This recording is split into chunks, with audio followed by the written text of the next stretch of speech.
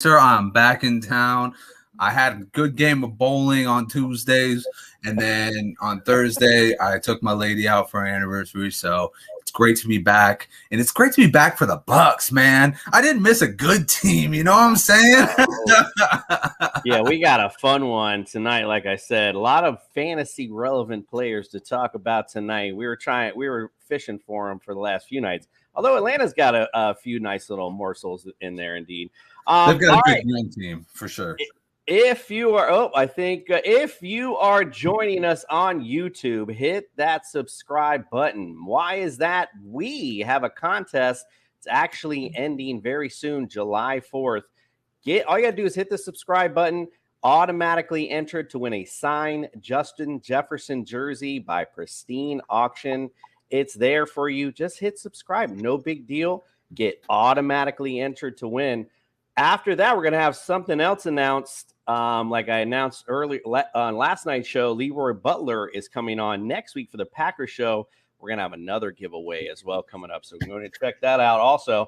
Don't forget, go to tssfantasy.com. Want to check out the roundtable, all exclusive rankings, articles from our boy OJ, the Juice is Loose Mayor is in there as well. So you'll want to check that out.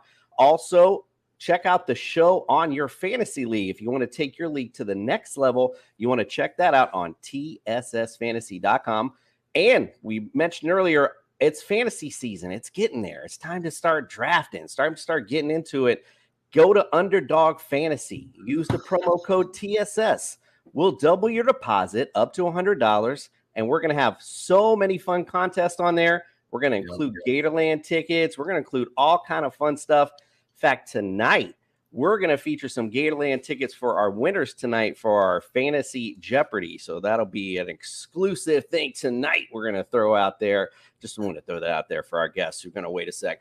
All right. So like I said, Justin, why do we do that, my friend?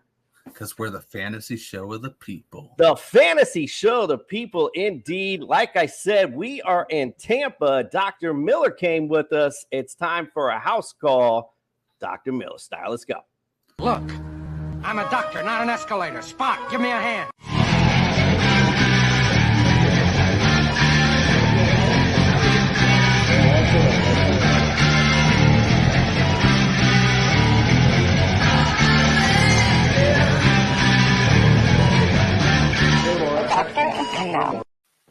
The doctor is in. We are back home in sunny Florida for the Tampa Bay Buccaneers. Dr. Miller, welcome into the studio.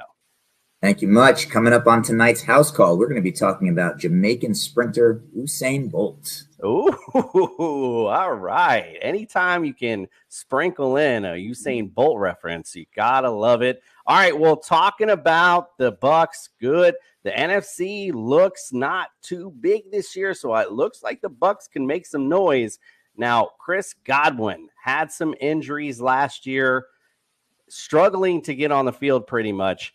What is his latest injury update, and his percent to the bench for this season? Tom Brady is running out of targets right now, right? He's running dry. Most recently, Goodwin's ACL tear occurred in week 15. So the good news out of Tampa Bay is that he is projected to be ready sooner than we expect. In fact, one of the wide receivers, Cyril Grayson, on his podcast reported that Goodwin's now running, quote, 19 miles per hour. Now, here's the reference. Don't get too excited about 19 miles an hour. As a point of reference, Usain Bolt's top speed was about 27, 28 miles an hour. So, even at his top speed, Goodwin's still only 2/3 as fast as world record holder Usain Bolt. So even though they're optimistic in Tampa Bay, I don't see him returning for week number 1. Again, ACL tear in week 15. As a receiver needing to cut and have confidence on that reconstructed knee, I think it's incredibly unlikely. Also, Tampa Bay made a big investment in this young man, right? They got $40 million guaranteed to him. The last thing they want to do is bring him back prematurely and waste this season. I think he may be starting the season on the IR. We're going 95% to the bench for Goodwin, likely starting there. Wow, boy, that's big for your fantasy drafts indeed. make sure to keep an update on his progress for sure. How about playoff Lenny, though? Lenny Fournette, the ground and pound for the Bucks. What do you think his percent to the bench is this season? This guy's never played a complete season. With that alone as our data point, he may show up in the playoffs, but he's a 95% to the bench during the regular season, right? He's never done it. And it seems foolish that at age 27, he's now going to play a full season. Like you said, he's going to play when it matters. But if you draft him, you need to have somebody up ready to go because Fournette will not play but 2/3 of the regular season. Best case scenario. Definitely you have to get the spell back every time you get the handcuff. Don't forget when you're doing your drafts, handcuff your backs for sure. All right, ladies and gentlemen, the doctor is closing out the NFC South next week. We're going to the the NFC North, and we're excited to have that. We appreciate you in the studio, Doc, and we'll see you next week. See you next week, my friend. Sir. All right. We're still waiting on Nick to figure out what a link is in the DM to join us tonight. But, oh, well, whatever. We're going to keep moving on. We got guests waiting. Let's bring them in. We'll bring them in Tampa Bay Buccaneer style. We have Pirates in the building tonight. Yo ho, a pirate's life for me. We pillage, we plunder, we rifle and loot. Drink up, me hearties, yo ho. We kidnap and ravage and don't give a hoot. Drink up, me hearties, yo ho. Yo ho, a pirate's life for me. Not the theme music you ever wanted to come in with, I'm sure, but at least it'll be a fun night tonight. Let's welcome in our guests. First, welcome in Bobby Thomas, NFL journalist. Welcome into the studio, sir. What's going on, guys? Thanks for having me. We appreciate you being here. Let's also welcome in Big Game James. Welcome into the studio. All right, fellas. Thanks for having me. We appreciate you being here. We appreciate you. Rob from Sports Bliss with Rob and Chris. Welcome into the studio. Thanks, guys. And also Robert from Outside Leverage. Welcome to the studio, sir. Indeed, it's a pleasure to be on with you guys and some fellow Bucks fans. Appreciate you. Yeah, we're excited to have you. And actually, look who popped in. Nick is actually on site at Raymond James, ready to go. Fire up the cannons. Nick's ready to rumble. All right, guys, let's get things started. Let's talk about the 2022 outlook for you guys. Last year, 13-4, number one in the NFC South. We know we lost the divisional round to the eventual champs, 30-27, the Rams. Offensively, last year, you guys were number 2 overall. I mean, and why not? Number 26, though, in rush yards, probably your only Achilles heel, but, you know, who cares when you're number 1 in pass and number 2 in points scored? So it doesn't really matter at that point. Defensively, last year, 13th overall, number 5 in points scored against, number 3 versus the run, but number 21 versus the pass. Probably a lot to do with garbage time. A lot of teams are probably just throwing the ball a lot on you guys probably at that point. Free agent losses, didn't really miss much, honestly. Alex Kappa, guard. Jordan Whitehead's gone. Gronk, of course, somewhat retired. We'll see if that remains true throughout. Lost O.J. Howard, Ronald Jones. Added, though, Russell Gage and Akeem Hicks to your defensive end. Drafted a couple tight ends, and Cade Otton, if I'm saying that right, and Coke Kieft. I mean, I'm just looking at this team overall, and I'm looking how the NFC right now is stacking up. And right now it looks like you guys are just going to run rampant. Quite frankly, I mean, you're my pick to go all the way through. Right now I have you guys with a 14-3 record. But who cares what I think, because, you know, it doesn't really matter. Bobby, we're going to go to you first, sir. You tell me, give me the outlook for the 2022 Bucks. Well, when you look at the Bucks getting Brady back is a blessing in disguise. I mean, now you don't have quarterback controversy. I do think that down the road, I think Kyle Trask is somebody who could really be relied on. He's just really young. I don't think he's ready yet. Give him another year. But having Tom come out of retirement is huge. I think this year, anytime you have Tom Brady under center for your team, you could go all the way. I think you look at their schedule, I think it's pretty reasonable. I agree with, I'll say, 13-4. I think that I'll go with that. I think week one, rematch of last year's week one against Dallas. That's going to be a huge, huge game. I'm really excited for that one. With this year, with the Bucks, I'll piggyback off of what you said. With free agency losses, it's not really much. It really isn't. They lost off some offensive linemen. They go and trade with the Patriots and get Tom Brady's old friend Shaq Mason, who Buccaneers fans are going to love this guy because he's one of the best linemen in football. I'll tell you that. Losing Gronk, I do think Gronk will come out of retirement in October, November. Brady gives him a call. Listen, we need you for the playoffs. Okay, yeah, here he comes. But I know the organization really is high on Cade Otton. We'll see. Training camp is in 3 or 4 weeks from now. So I'll be definitely out there to check that out. I'm excited to see what he's got. But listen, Chris Godwin coming back from an ACL, and what the doctor just said a little while ago, I agree. I don't think he'll play week one. If he does, won't be back to full strength. I think maybe week 2, week 3, but he'll be a contributor no matter what. For me, I'm going to tell you this. I think Russell Gage is a guy to really, really look out for. I think he's going to be huge in this offense. He's playing that Antonio Brown type role that he did last year. He's going to be – I think Brady's going to look at him early and often, and I think they're going to be just fine. They lost Ronald Jones, and that's, to the Chiefs, I believe, got him. But getting back Leonard Fournette was huge. They're going to be just fine. I'm going 13-4 for the Bucks, and they will be in there with the NFC. But they got to dethrone that Los Angeles Rams. I was at Raymond James last year. That game, back and forth, coming down to the wire. I could see something like that happening again. Indeed, and who knows who ends up on the tail end of that this time.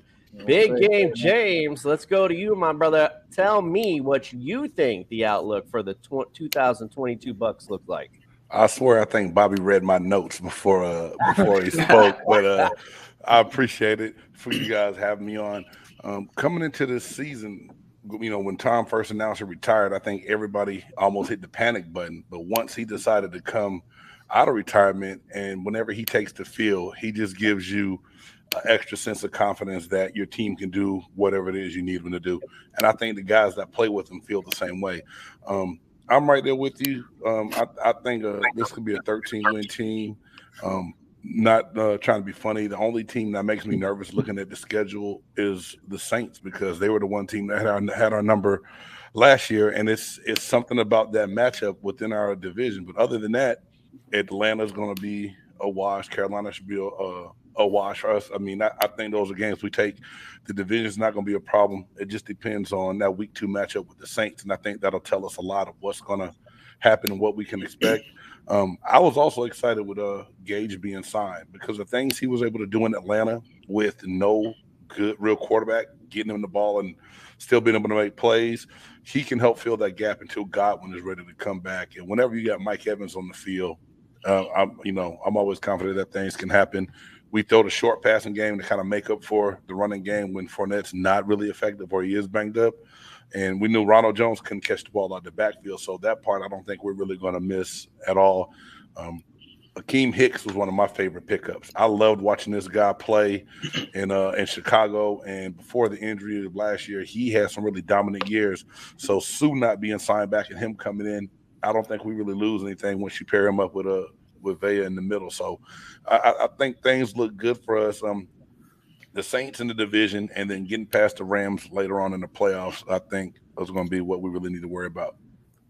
Rob, what say you, sir? What's the outlook for the 2022 Bucks? Yeah, I'm pretty excited about the Bucks this year, especially when Brady came back.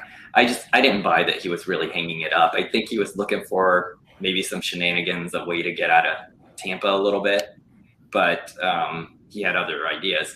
But of course, he was under contract, so he had to come back. So he stuck with us for a year, which is great. We love it. We have another chance. We'll take another chance for the run. But I think the outlook is kind of the same as these previous guys. I think if we were totally healthy, had Godwin, it could be 15-2 team. I mean, if you look at the schedule, but with Godwin starting off slow, I think that may be an advantage for the playoffs actually, because you're going to have that eventually the fourth receiver really get a lot of reps, get to step up, figure out who that guy is, and then later on the year, that's going to be good. I also agree with Bobby that I think Gronk will come back at some point during the year. I think he doesn't want to do this to his body. He wants to wait until the games are really count, for that playoff run, a lot like Shaq used to do with the Magic, and save his body through the time. So I think it's going to be a good run for us. I think they're going to slip up in some games. The Rams is going to be a hard game, of course. The Baltimore, I think, will be a difficult game. But overall, I think it'll be around that 13-win type of season. And I want to see what Rachaad White does, because he's a good running back that can catch out of the backfield. See if he can kind of help Fournette stay healthy and he doesn't miss a lot of games this year. And as you spoke in the beginning, they didn't have a lot of running games last year, but that's because they do a lot of those short passes. That's really the running game for the Bucs. And so if they can do those things, I think we're in good shape, stay healthy for the playoffs, and make a run. We just need around 13 wins or so, be in good position and make a run in the playoffs. Robert, what say you, sir? Give me your outlook. Yeah, man. I look for the Bucs. I don't think for me personally, I don't know if it's clear cut for a lot of my fellow Bucs fans here. The Bucs have as of today, the Bucs have the toughest schedule they faced since John Brady has been in Tampa. The Bucs are facing a hellacious schedule. This is no way for me. I don't see it as an easy run at any point, beginning of the season, middle, or the end. I think we've got about 8 playoff teams that we're looking at. That's a major deal, man. And in the history that we've been looking at the Bucs for the past few years on the tutelage of Bruce Arians and Leftwich, when we're talking about what the Bucs can do, we've always looked at the offensive side of the ball and how potent the offense has been. And they've been as talented and as potent as any offense has been in the NFL. However, this is going to be a year where we have to take a look and see what they can do that kind of goes away from what Bruce Arians has done, and see how many points they can put on the boards against really good teams as opposed to the terrible teams that they did it against the past 2 years. God willing, Bucs fans, I'm hoping we look at like 11, 12 wins, But, I mean, it's a really tough road. And, again, we're looking at our schedule. We're facing off a lot against a lot of good offenses that are housed some really young and mobile, agile quarterbacks, which is that's something that the Bucs haven't had to face for a while. So, I think we're at like the 11-win mark is realistic, I believe. And anything after that, it's going to be a pleasant surprise, and it's something that we should be looking forward to. So, if I'm looking at 11-6 with the Bucs, I would not be surprised. But that should be like the baseline for the Bucs. I mean, we've got a lot of challenges coming up ahead, but a lot of it is going to be, good and fun to watch against a lot of good teams. We kind of lost some players that, like Ronald Jones. I think Ronald Jones was our most potent running back, even though he didn't get a lot of action last year. He was the most explosive running back, gaining 5 yards a carry, as opposed to a Leonard Fournette, who basically just grinded out and got a bunch of carries and so forth. And again, last year against some weak defenses on the run side. But, losing him, but, again, having Rachaad White, the young cat coming in, he was like all-purpose running back from Arizona State, can catch the ball out of the backfield, a good weapon there, and can run the ball. So, the Bucs offense is going to look – it's going to be a different look. It's going to be a pretty good look. But if the Bucs don't come away with 11 wins, I'll be a little bit disappointed. Anything I said goes past that. It'll be what it should be. Robert, not as optimistic as the rest. Justin, let's go to you. What say you? Give me a quick prediction on the Bucs season.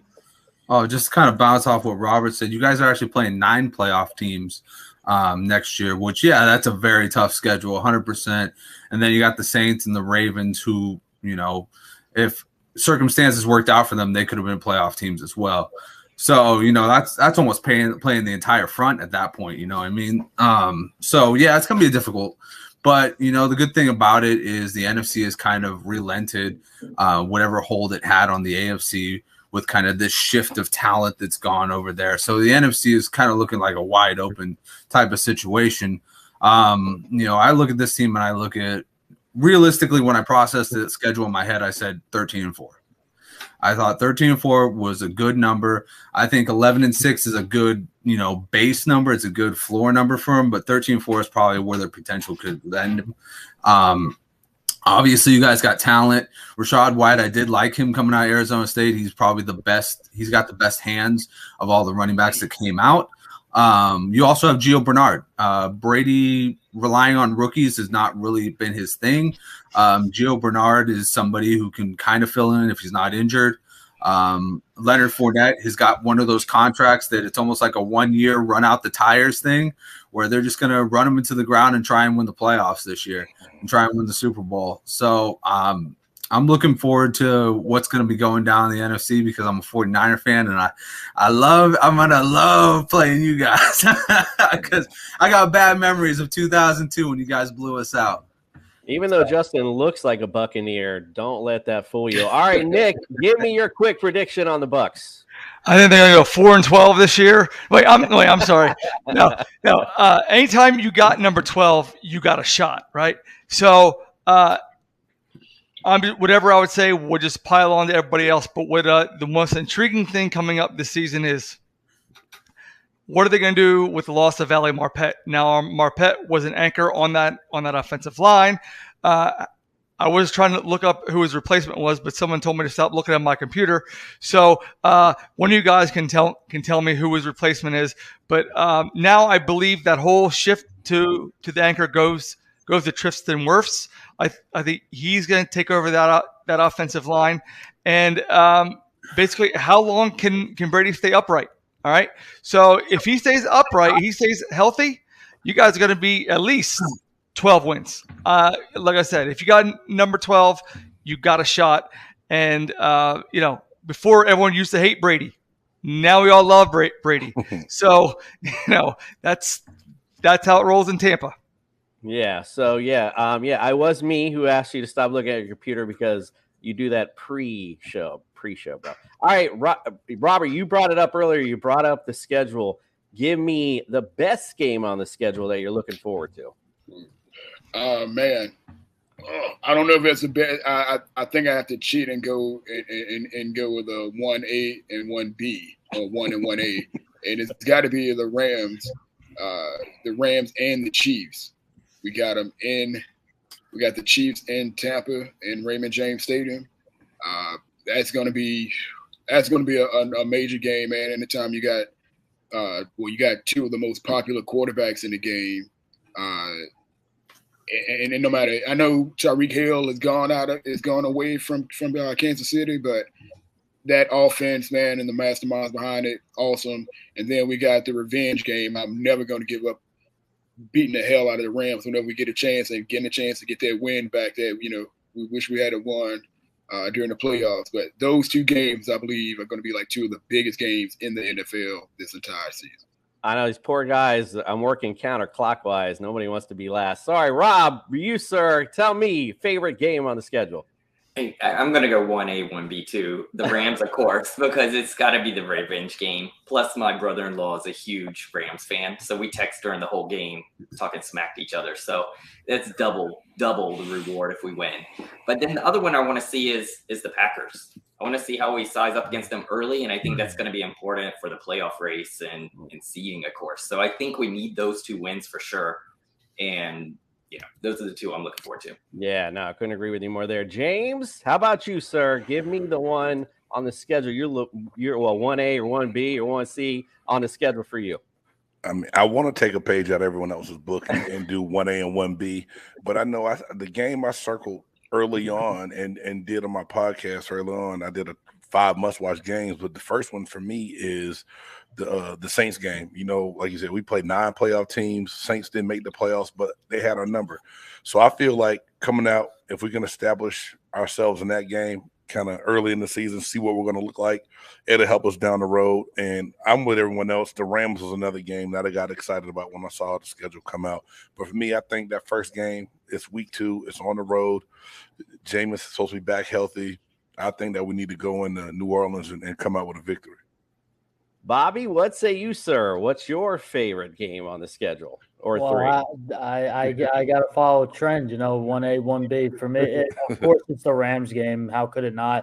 But I think the Ravens game is a really intriguing one. That's one you really got to watch out for because want to see how the Bucs defense plays against Lamar Jackson.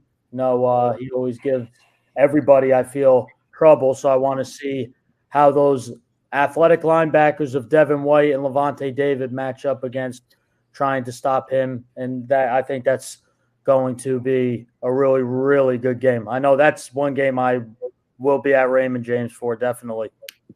Justin, give me one real quick you like. That second game against New Orleans, because I think that's going to be a playoff game. The way that New Orleans has kind of set themselves back up, I think that that's going to be the last stretch where you guys need to get that kind of W in there, because then you kind of finish it out with Cincinnati, you finish it out with Atlanta, and you finish it out with Carolina and Arizona in that stretch. So I think you guys need to get that win to kind of establish it, get like a good mojo going into that last stretch of the season. Nick, how about you, sir? The game I like is Week 15 against Cincinnati down there in Tampa. I like it because the defending AFC champs are coming down. It could have been a potential Super Bowl matchup, and now you got rumblings of all the experts and the prognosticators saying that Joe Burrow is the next Tom Brady and yada, yada, yada. So I think it's 2 exciting players, 2 exciting teams, and it's just going to be a very good game overall to watch. Well, if you've seen this show before, you know what game I'm going to pick. How about Christmas Day? You guys are playing the Cardinals.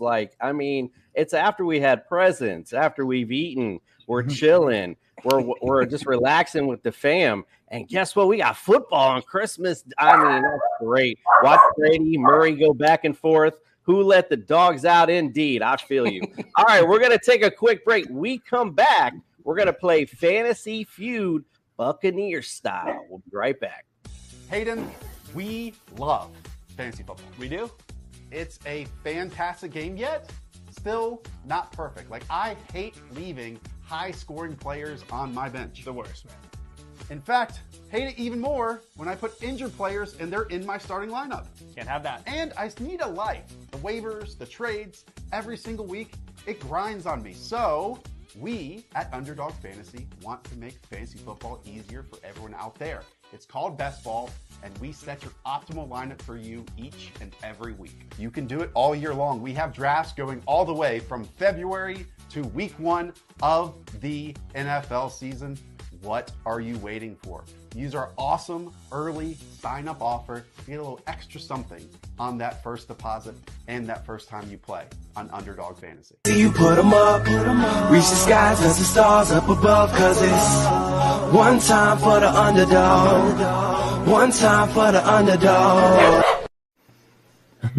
Hey, fellas, if you have not seen this game before, we don't have any fancy gadgets or any buzzers. So, unfortunately, you'll just have to shout out the answer if you know it. What we're going to do is team you up. Rob and Robert seem like an easy pair, and we will have James and Bobby on the other side.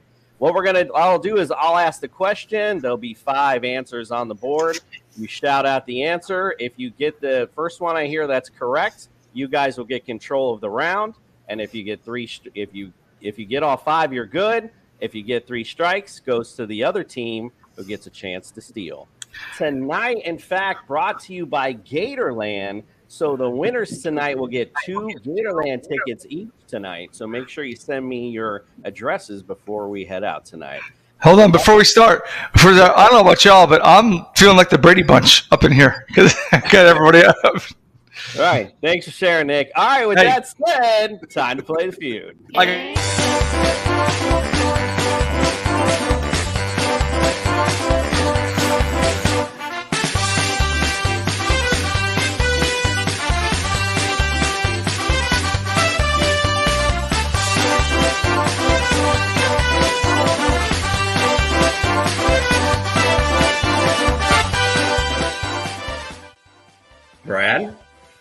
Brad. Justin Jefferson. Justin Jefferson. It's going to be a long game.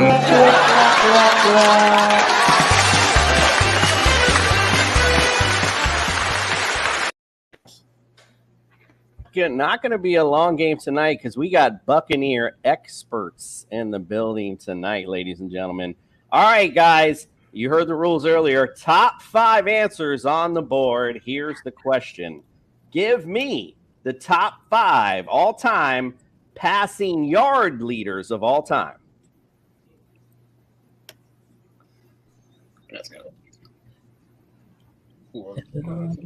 Anybody? Just shout it out.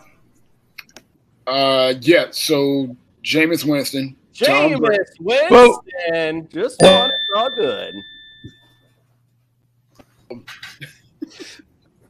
All right, Robert, you got control of the round for you and Robert. Jameis Winston, number 1 on this list, 19,737. You guys got control. Go right ahead. What else you got?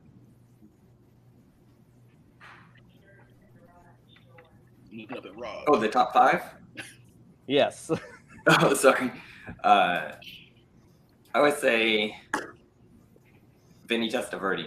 Vinny, I can't see color. Testaverde.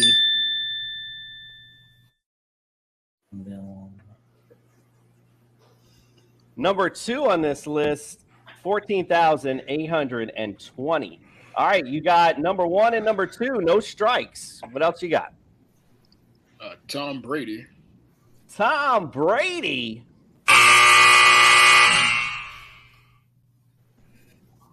Number 7. Number 7 on the list, not in the top 5. Doug Johnson. Doug Johnson.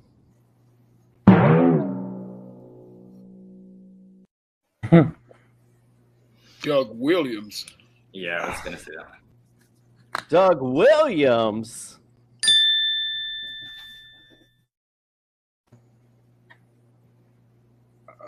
So Doug Williams was number 5 on this list, 12,648. You're missing number 3 and number 4. You have 1 strike remaining. Let me see who else I have there. You want to go? Can we confer here? Do you want to go? It's got to be someone that was there for a while. Phone a friend. Yeah. Is it Sean? It wasn't Sean King. Absolutely right? not. No. Absolutely not. No. I'm trying to think of who was there a long time. It definitely was not Sean King. I promise you. Jeff Garcia wasn't there long, and he was hurt a lot. Right. Who am I missing? I had Grease in my head for some reason. I'm like, wait. No, he wasn't there that long. No. We gotta get going, guys. I gotta get an answer. Oh, I can't remember his name. Not Freeman. Was it Freeman? Oh. Is that a guess? Is it? Sounds like one. Yeah, let's go with it. Freeman.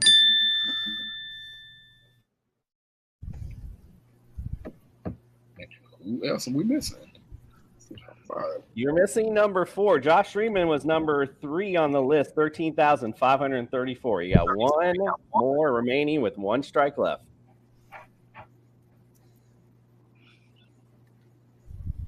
Man, I'm about to go with Brad. Brad Johnson? We already said Brad Johnson. Did we say no? We said No, you didn't. Oh no! Yeah, we said Doug Johnson out of Brad Brad Johnson. Yeah. Oh, hell no! Number 6 on the list. Number 6, you were close. All right, Bobby and James, do you guys have this answer? You can confer with each other. Do you have the number 4 guy on the list? Would it be Trent Dilfer? Trent Dilfer.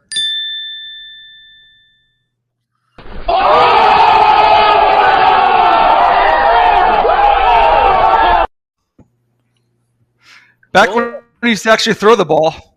Pulled it out from the doldrums. Trent Dilfer, number 4 on this list, 12,969. I find it funny Tom Brady not in the top 5, but number 2 all time in TDs. That's what I had in my mind too. All right. That's crazy. All right, let's go on. Looks like James and Bobby, they're up 1-0. Let's go to question number 2. Top 5 answers on the board. Here's the question. Give me the top 5 rushing TD leaders of all time. Is Mike Allstott. I heard Mike Allstott. It was James.